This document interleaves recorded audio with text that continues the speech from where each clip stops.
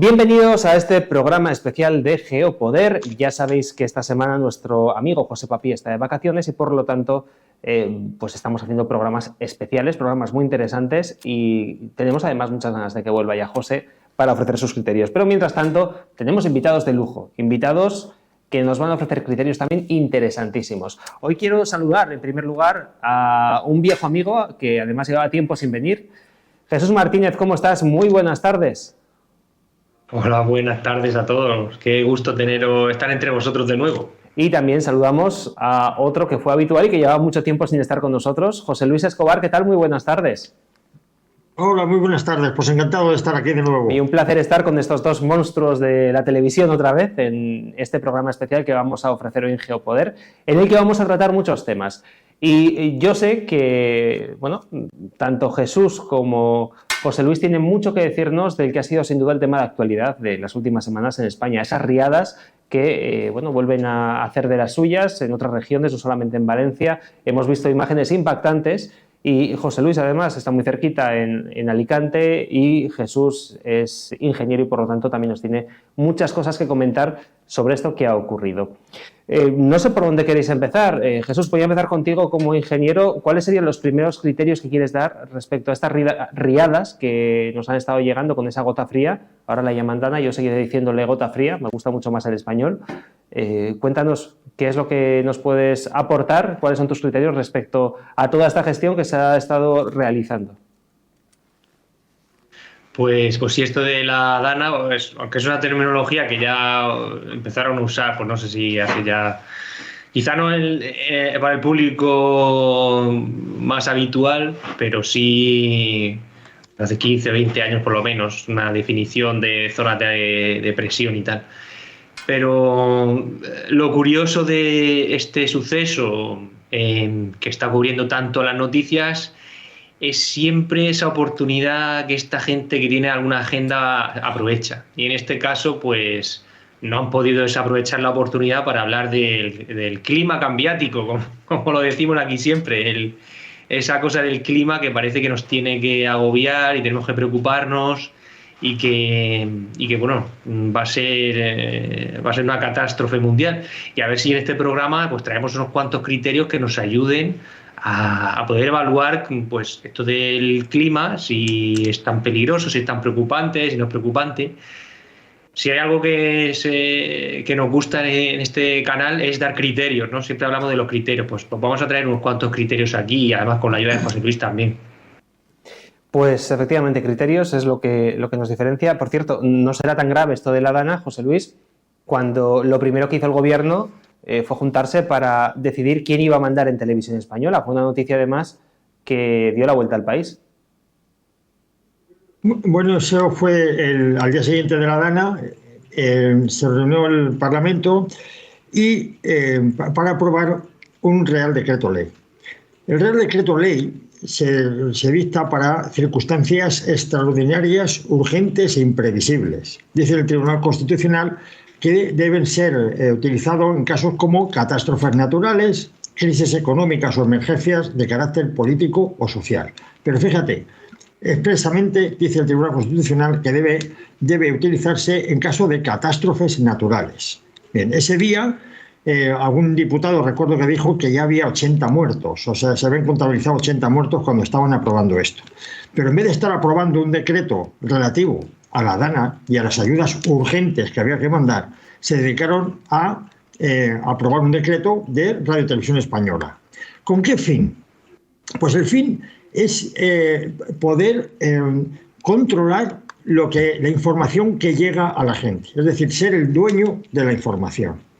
En ese decreto pues aprobaron unos consejeros, que fue José Pablo López, por ejemplo, que ya estuvo en Televisión Española, que tiene un marcado carácter afín al PSOE, Marta Rivas, que es una parlamentaria de Cataluña, de Verds, de los Verdes, Sergi Sol, que fue propuesto por RC, porque fue asesor de Oriol Junqueras y tenía que tener su cuota, Ángela Rubio, que fue la que dijo que el juez Peinado tenía 2 carnets de identidad, que es algo totalmente absurdo, porque le habían salido en el registro de la propiedad diferentes propiedades, unas con el DNI del juez Peinado y otras con un DNI indiferente. Pues dijo, bueno, pues todas son del juez Peinado. Esta metedura de pata tan brutal pues acredita que estamos ante una periodista de renombre para dirigir Radio Televisión Española.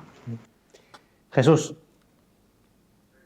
Es impresionante cómo puede ser que en un momento de crisis lo importante sea. Además, esto fue un día después, el evento de la Dana fue el día 29, la sesión parlamentaria fue el día 30 y el viernes ya estaba publicado en el BOE. Es alucinante. O sea, la urgencia de verdad era asistir a las personas que están sufriendo la tragedia. Pero ellos son honestos. ¿Qué es lo que se les importa? ¿Ayudar o controlar la información que se va a presentar en los próximos días de la emergencia? Es alucinante. Lo que se ha venido demostrando es que ellos están interesados en sus intereses políticos, es decir, en controlar la información, controlar lo que llaman el relato. Y no importa lo que esté ocurriendo, lo importante es el relato que se manifieste después. Para ello es preciso controlar los medios de información y urgentísimamente en Televisión Española, porque de ahí es donde vendrán las consignas que las demás televisiones repetirán.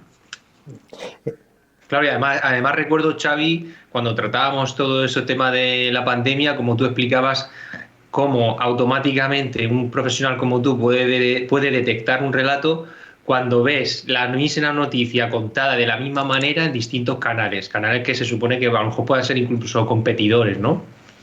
Efectivamente, cuando te llega una orden con una nota de prensa, y es lo que nos ocurre muchas veces a los periodistas, que según qué temática estemos contando, tienes una nota de prensa que como te pases una coma, pues puedes tener llamadas a redacción, ¿no? En fin, libertad de expresión le llaman algunos. Por cierto, vamos a hablando de medios de comunicación y hablando de maneras de comunicar, de los que muchos han llamado como los nuevos medios de comunicación, que son las redes sociales. Y es que gracias a las redes sociales hemos podido tener algo más de información de lo que ha ocurrido en Valencia y, bueno, en los últimos días en otras regiones como Málaga también, ¿no? Hay un youtuber que además sigues tú, Jesús, que es un youtuber que se llama Ángel Gaitán, está especializado en cuestiones de motor, cuestiones de coches, por tu trabajo evidentemente es uno de los temas que más te interesan a ti, y es una persona que ha cogido pues, un coche y se ha ido a ayudar a Valencia, ha llevado de hecho comida, medicamentos, en fin, ropa, básicos que necesitan 20 furgonetas. Bueno, pues unas cuantas más. Ha ido a ayudar y una vez allí ha estado denunciando que se ha encontrado con problemas importantes a la hora de que esos enseres lleguen a donde tienen que llegar. Yo estoy en un estado de shock de que esta persona ya primero tenga esa iniciativa, que como tú has dicho yo lo sigo por otros motivos más laborales, más profesionales, del mundo de la automoción, pero es alucinante como esta persona que es un empresario y ha decidido echar una mano, como muchísima gente que a lo mejor no tiene un canal para publicarlo, pero bueno, esta persona pues tiene repercusión. Y aquí con José Luis probablemente pueda contar algunas cosas más que me ha contado que ha estado por allí ayudando, pero esta persona, Ángel Gaitán, pues ha conseguido mediante donaciones de gente que sigue su canal y otros medios, pues juntar, creo que hablaba de unas 20 furgonetas, de muchos medios, estoy hablando de maquinaria pesada, pues imagínate, para mover tierra, para mover barro, para hacer reparaciones, estamos hablando de comida, él hablaba además de toneladas de hamburguesas que se echaron a perder, ropa, medicamentos, y es totalmente alucinante las cosas que cuenta esta persona, que no tienen repercusión mediática, obviamente, porque el viernes ya salió esa publicación en el BOE de que está perfectamente todo controlado lo que salga en las noticias.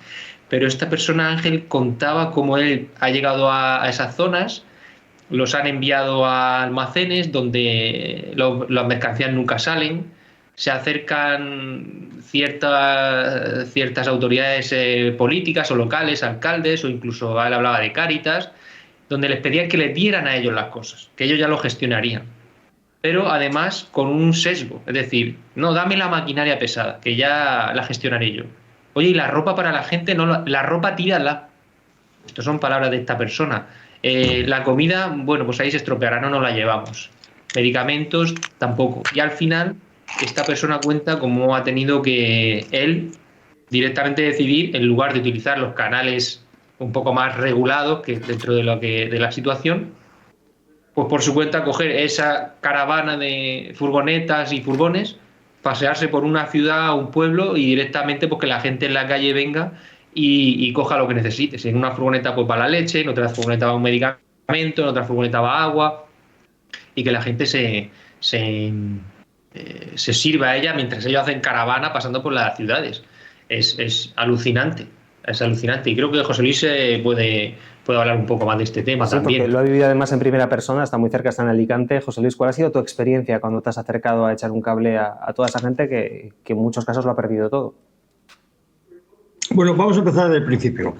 Vamos a ver, tenemos un ejército que es capaz de llegar a una ciudad bombardeada, porque esto lo tienen previsto, e inmediatamente abrir camino con un bulldozer, llevar grúas, llevar agua potable, dar electricidad. Tiene unos grupos electrógenos capaces de dar solo uno luz a toda una ciudad. Tiene formas de restablecer la comunicación por móvil, lo tiene vía satélite. Tiene unos helicópteros que son capaces de poner una grúa donde tú digas. Si le dices de encima de un edificio, ahí lo pone. Bueno, pues se entiende que ante una situación de emergencia, en vez de estar aprobando el decreto de Radio Televisión Española, tenían que haberlo mandado allí urgentemente. ¿Qué hicieron? Mandaron a 500 militares. Si tú divides esos 500 militares entre 75 pueblos afectados, tocan a 6,6 militares por pueblo. Con eso no tienes, ni para dar agua a la gente. ¿Qué ocurrió? Que colapsó, toda la zona colapsó. No tenían agua, no podían salir, no tenían medicamentos, había un absoluto abandono. Como la administración no respondió, y mucho menos con la prontitud que debiera, porque los 24 o 48 horas son fundamentales, lo que hizo la gente fue ir allí. Entonces todo aquello está lleno de voluntarios, lleno. Yo me presenté allí ya, me parece que era 9 o 10 días después de ocurrir el siniestro. Y lo que me encontré es que las calles seguían enfangadas, que había gente que no había recibido alimentos. Y para que os hagáis una idea, con un 4x4 me fui al centro de la ciudad, al centro del pueblo, abrí el maletero y la gente bajó al coger lo que necesitaba. ¿Cómo se han organizado los voluntarios allí? Pues a través de Instagram. En Instagram hacían grupos en los que unos decían qué es lo que se necesitaba, pues se necesitan zapatos, se necesitan botas de agua, o se necesitan alimentos, o se necesitan medicamentos. Y, por otro lado, ocuparon locales comerciales, pues se los limpiaron y ahí pedían a la gente que llevaran pues, lo que se necesitaba, pues desde ropa, alimentos, o lo que fuera, sobre todo cosas de limpieza, lejía, no tenían. El día que estuve lo que principalmente carecían era jabón para lavar la ropa. Fíjate qué cosa más simple. Bueno, pues ahí no hay una autoridad que diga, bueno, pues esto se necesita y esto hay que llevarlo a tal sitio y una forma logística de hacerlo. O lógica o razonable, no existe. Entonces eran diferentes voluntarios. Estaba Ángel Gaitán, pero es que hay cientos. Yo me presenté en un local y dije, bueno, ¿qué haga? Pues mira, coge esto y llévalo a tal sitio. Hay una petición de ayuda en tal punto y te daban un mapa con la geolocalización y ahí vamos, ahí iba con mi hija y íbamos a entregarlo. Allí nos encontramos también a gente que quería trasladar pues bombas de agua, máquinas de estas de limpieza a presión, de agua a presión, de un sitio a otro del pueblo, pero claro, estaba todo embarrado. Entonces me pidieron que por favor les ayudara a trasladar eso para no trasladarlo, pues son maquinarias pesadas, a pie. Bueno, con esta situación lo que se echó de menos en principio es un mando único, que es lo primero que hay que hacer en una catástrofe. Un mando único coloca a una persona en cada pueblo y esa persona va informando de cuáles son las necesidades y se ve de qué dispones. Aquí no había ni una cosa ni otra. Ni la administración sabía qué se necesitaba y en qué puntos, ni la administración puso los medios que tiene de sobra para atender a esas necesidades. Entre las necesidades y los medios que disponía la administración estaban los políticos. Y literalmente impidieron que los medios llegaran a las necesidades. Eso lo tuvieron que suplir los voluntarios. ¿Qué ocurrió? Que la gente se abalanzó allí, sobre todo a mí me llamó la atención la gente joven. Claro, yo parecía el abuelo de todos ellos. Era gente muy joven, con ganas de ayudar, absolutamente altruista, y esto dio muy mala fama a la administración. ¿Qué hicieron? En principio decir que no acudieran tantos, que no acudieran, que ya no era necesario. Era mentira.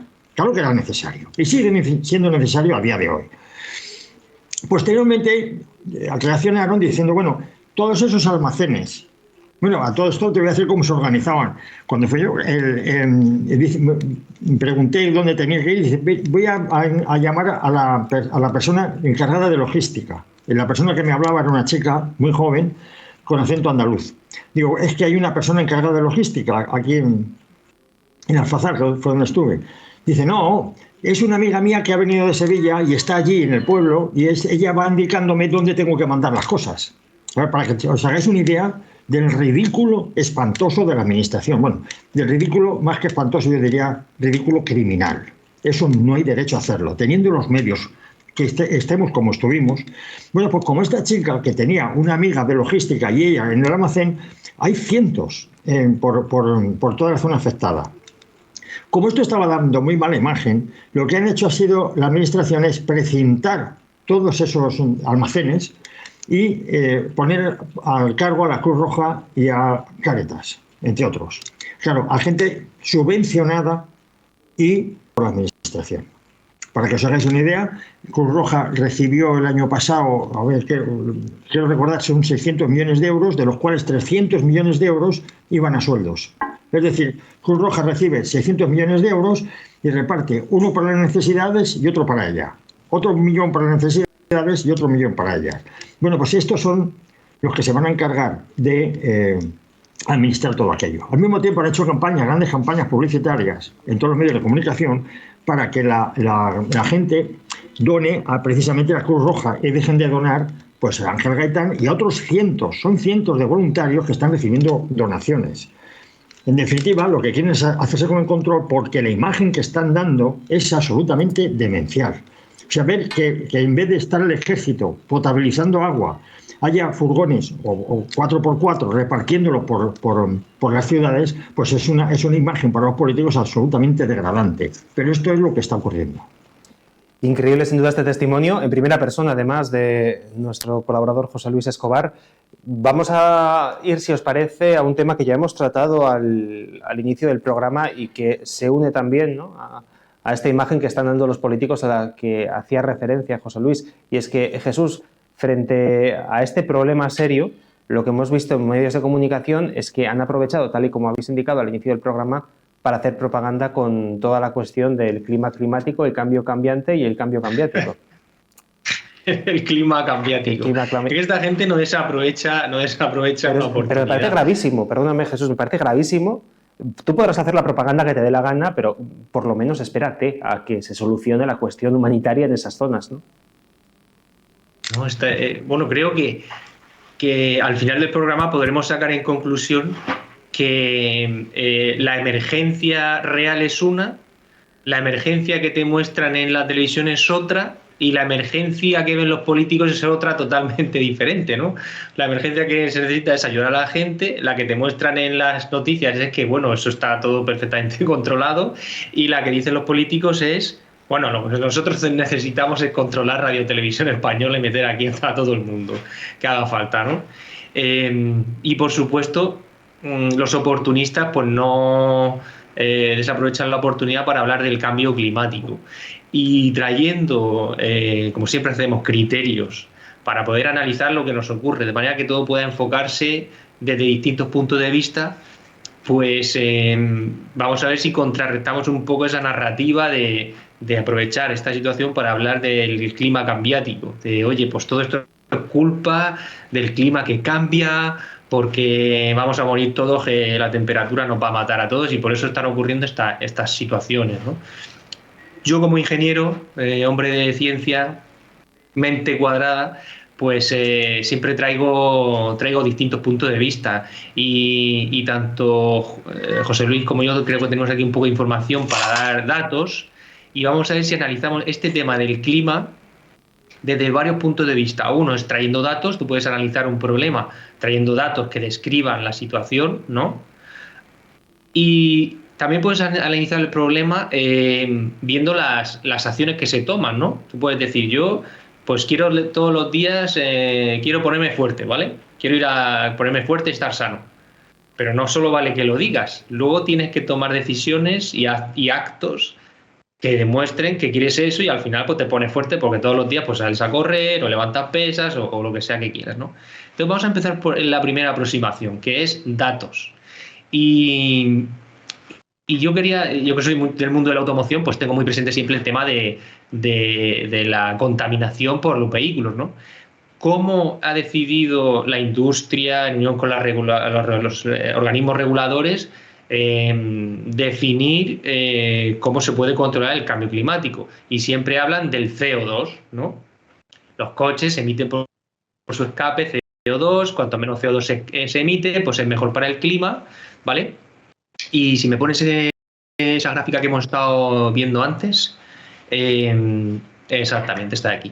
Pido disculpas porque no sé por qué no se ve la barra vertical y horizontal, pero aquí, si veis mi ratón, aquí veríamos en la parte de la vertical, pues lo que se llama el CO2 atmosférico, ¿vale? Que pues van partes por millón, que sería esta línea negra, ¿vale? CO2 atmosférico. Cuanto más arriba está, pues más CO2 hay en la atmósfera.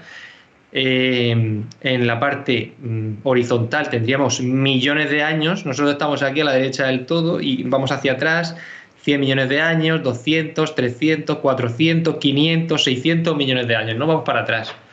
¿Y por qué traemos esta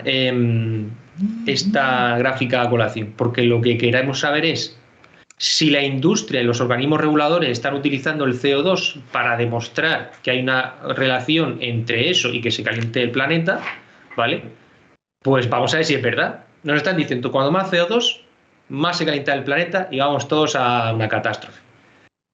Y entonces podemos hacer este pequeño ejercicio. Vemos cuáles han sido los niveles de CO2 históricamente en la Tierra, no hoy, ni hace 100 años, ni hace 1000 años, sino hace 600 millones de años. Y entonces, si comparamos los niveles de CO2, que es la línea negra, y los niveles de temperatura media, que es la línea azul, cualquier persona puede ver claramente aquí que no hay correlación. No hay correlación, es decir, no hay una relación directa fuerte entre el nivel CO2 y la temperatura media. Estos son datos que cualquier persona puede ir a internet y buscarlos. ¿Qué es lo que ha ocurrido muchas veces cuando nos hablan de esto? Que no nos muestran esta foto. No nos muestran esta foto. Lo que nos muestran es el zoom, pues a lo mejor en los últimos 1000 años. Y entonces puede ocurrir que a veces, mira, si vuelves a poner la imagen, puede ocurrir muchas veces que puede haber una correlación. Si hiciéramos solo la foto en esta zona de aquí, si veis el ratón, ¿vale? Bueno, aquí sí que podría haber una correlación entre sube el nivel atmosférico, sube la temperatura. Pero luego aquí no. Luego aquí sube y aquí baja. Y aquí sigue bajando el nivel atmosférico de CO2. ¿Y qué hace la temperatura? Sube. Entonces, ¿cuál ha sido la trampa? Nos han dicho, hay una relación entre el CO2 atmosférico y la temperatura global. Hombre, si tú me haces la foto justo aquí y yo por poco que sea un poco hábil, pues digo, pues sí, mira, esto sube y esto sube, ¿no? Yo hago muchos ejercicios y estoy más fuerte. Bien, hay una correlación. Claro, es como si haces zoom en un sitio muy pequeñito, pero cuando tú amplías el zoom y coges la foto entera, pues a veces hay mucho CO2 y la temperatura no cambia. Si a lo mejor te hago la foto aquí, pues sí, justo aquí la temperatura ha bajado y ha bajado el CO2, pero luego aquí no, y luego aquí no tiene nada que ver. Entonces, la conclusión que sacamos, oye, estamos utilizando el CO2 como parámetro para tomar decisiones políticas, medioambientales, sociales, para proteger el planeta, usando un parámetro que no está relacionado directamente y con fuerza entre la temperatura de la Tierra y el CO2. Si yo como científico no tengo problema. Si hay un problema, yo quiero saber cuál es la raíz del problema y solucionarlo, porque eso es lo que hacemos los ingenieros. Solucionamos problemas. pero tú me estás diciendo que solucione este problema con una herramienta que no tiene sentido. Entonces, cuando nos ponemos a utilizar esos herramientas, esos parámetros, digo, pues no tiene sentido. Si me dicen que la temperatura de la Tierra sube y va a ser un problema, fenomenal, vamos a arreglarlo. Si yo estoy de acuerdo, pero me están diciendo con los datos que tomemos una decisión con un parámetro que no es. José Luis.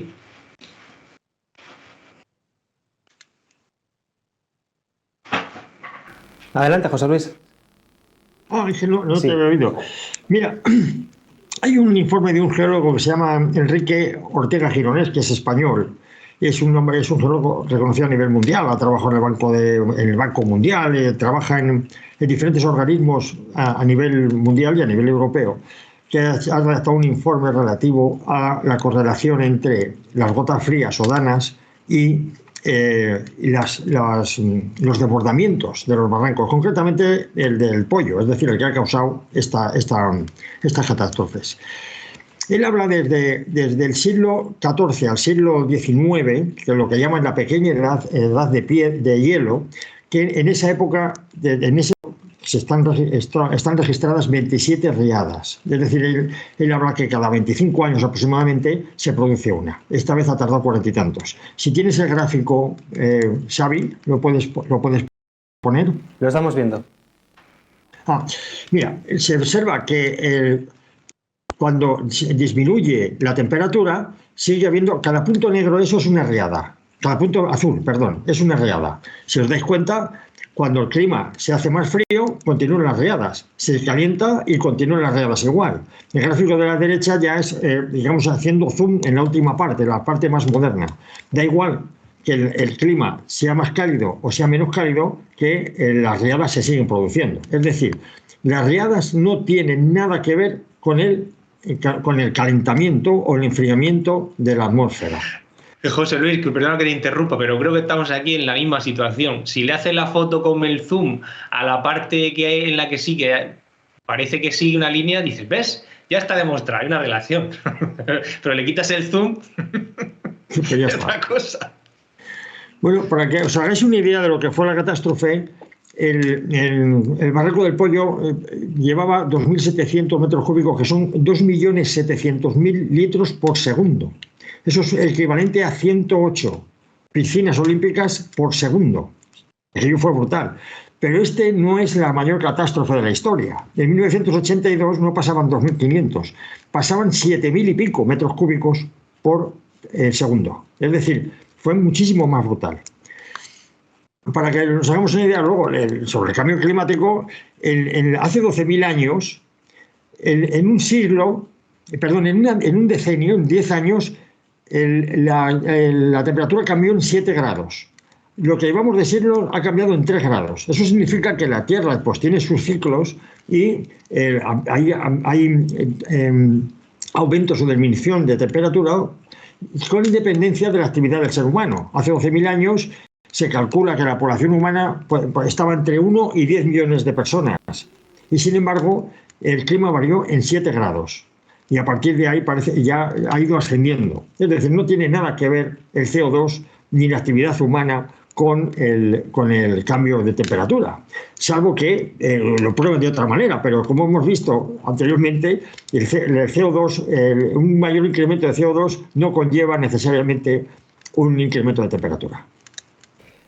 Caballeros, no nos queda mucho tiempo. Yo sé que queríais tratar algún tema más que tenía que ver con las baterías. No sé, Jesús, si te va a dar tiempo en muy poquito rato o si prefieres que lo dejemos para otro programa. Como vosotros queráis. Desde luego lo que sí que tenemos que ilustrar al final es esta desconexión que hay entre la realidad y lo que te cuentan en las noticias. Porque en la realidad no hay correlación entre el CO2 y la temperatura de la Tierra, no hay una correlación directa fuerte, puede haber una correlación leve o débil. Y luego lo que te cuentan las noticias, de la misma manera que en las noticias te cuentan que esto está muy bien, con el tema de la ayuda en la zona afectada de la Dana, pero en la realidad es otra. En las noticias te cuentan, estamos muy involucrados, estamos ayudando, está todo perfectamente y te cuentan historias muy bonitas, luego la realidad es la que cuenta José. Y lo que quería traer en el programa es este segundo criterio para analizar la situación, que es no ya los datos, sino qué acciones se toman. Tú me dices que hay una emergencia. ¿Estás reaccionando a esa emergencia? Tú me estás diciendo que hay que ayudar a una gente, pero ¿estás ayudando a la gente? En las noticias dice que sí, pero yo voy ahí y veo que no. Entonces vuelvo hacia atrás y me pregunto, ¿realmente hay una emergencia? Así que si queréis lo podemos dejar para otro programa, el tema de las baterías, pero vamos a seguir ese mismo proceso de análisis. No solo los datos, que es un enfoque, sino decir, bueno, tú me dices que hay una emergencia, a ver, ¿qué decisiones estás tomando? ¿Son decisiones fuertes que van a solucionar ese problema? ¿O se están quedando así en agua de borrajas, como se suele decir? Creo que es un tema interesante, se puede elaborar bastante, así que si quieres lo dejamos para otro programa, pero va a estar muy conectado con todo esto, con toda esta situación de tomar la oportunidad de una tragedia, lo contrario, luego para volver a agendas climáticas, mientras la realidad sigue pegándote en la cara. Pues si os parece, como es un tema que tiene mucha miga, vamos a dejarlo para otro programa porque hemos hecho ya la media hora que tenemos siempre para estos programas. A modo de conclusión, José Luis, una última reflexión en este programa de hoy. Pues mira, la última reflexión que voy a hacer va a ser que el comportamiento de los políticos es absolutamente racional si lo miramos desde el punto de vista de su interés político o electoral. Mira, aquí se produjo un error enorme por parte del presidente de la Comunidad Valenciana, Mazón, que el día de los hechos pues estaba recibiendo una medalla al mérito del turismo sostenible. Y posteriormente se fue a comer con una periodista, por cierto, bastante guapa. Claro, él le interesaba más el que salir en la prensa con una medalla y bueno, pues pasarlo bien con la periodista esta. Eso fue un error enorme. Porque eso evitó, estamos hablando de las primeras 24 horas, eso evitó que la ayuda llegara ahí de forma más urgente. Pero, visto racionalmente desde el punto de vista del gobierno, decidieron, o pudieron decidir, que era el momento de aprovecharse de la situación. Cuanto más graves fueran los daños, más perjuicio iban a causar al PP, que es el que está gobernando en Valencia. Y su actitud fue absolutamente lógica. Salí en la televisión diciendo, bueno, mandar primero 500 militares, que esos son 6 militares por pueblo, y posteriormente mandar otros 500. Ya tocan a 12 por pueblo. Y naturalmente esto causó daños y causó indignación. Ellos esperaban que se volviera contra Mazón, que había cometido un error grave. Bien, Mazón lo que está haciendo es recopilar toda la información de todos los errores que ha tenido la Administración Central para echar la culpa al PSOE. Es decir, si ves... Sin embargo, la casa está sin barrer. La casa la barrieron los voluntarios, miles de voluntarios, y además muy jóvenes, llamó la atención. Si os dais cuenta, el comportamiento de los políticos, a pesar del daño que causan, es absolutamente racional en un sistema de partidos, en un sistema que no existe control. Como no existe control y esta vez la gente se les puede echar encima, lo que han hecho ha sido copar los medios de comunicación. Y hay una guerra tremenda entre los medios de comunicación, que Sánchez llama de referencia, y la gente que está ahí con sus teléfonos grabando aquello. Hay una guerra porque se puede ver en cualquier telediario, en cualquier informativo de estos de tertulia de televisiones, cómo se están atacando de forma cruel a la gente que está allí grabándolo. Y cómo han reaccionado la gente que está allí grabándolo, los youtubers, contra lo que se está publicando y cómo la gente está indignada con lo que está ocurriendo en televisión. Bueno, todo esto es una causa absolutamente racional del comportamiento de los políticos por sus intereses. Pues con esta última reflexión nos vamos a quedar. Os agradezco a los dos este ratito que nos habéis dedicado. Jesús, un placer que hayas vuelto a Geopoder y nos queda pendiente ese programa, así que dentro de muy poquito te traeremos de los pelos otra vez a este canal para que nos ofrezcas los criterios con ese tema interesantísimo que tiene que ver con las baterías eléctricas. De acuerdo. Pero no te despeinaremos, tranquilo por eso. Para que siga saliendo guapo. Gracias, José Luis, también a ti por volver otra vez a Geopoder. Tenía muchísimas ganas de tenerte. Ya sé que por cuestiones personales que no vienen al caso, pues te ha sido muy complicado, pero la verdad es que es un placer volverte a tener aquí en Geopoder y espero poder tenerte pronto. Por cierto, la semana que viene veremos una entrevista que te hicimos en la cadena de televisión donde yo trabajo, hablando precisamente de vivienda, así que estén atentos al canal de Geopoder porque muy pronto también lo publicaremos en nuestro canal. Gracias, José Luis, y espero verte muy pronto. Gracias a vosotros, encantado de estar con vosotros. Y a ti que nos sigues, gracias por apoyarnos una semana más. Esta semana ha sido una semana algo especial porque José Papi estaba de vacaciones, volverá a hacer los programas de actualidad y volverá también a hacer el programa de los viernes con sus seguidores, pero evidentemente como ser humano que necesita descansar, el pobre hombre lleva muchos meses de trabajo prácticamente sin parar y casi pues bueno, de manera obligatoria tiene que cogerse las vacaciones y además que se las tiene que coger, que tiene que volver con mucha fuerza. Le mandamos un abrazo bien grande y a vosotros os invitamos a que os suscribáis a geopoder.net, a nuestra página web, donde cada viernes pues, ofrecemos ese programa para suscriptores. Esta semana, como José está de vacaciones, vamos a posponer el que hubiera correspondido. Os hemos regalado, sin embargo, este programa. Así que gracias por seguirnos y nos vemos la semana que viene. Mañana, por cierto, Vicente Ferrer con su programa de los fines de semana. Un abrazo y hasta la próxima.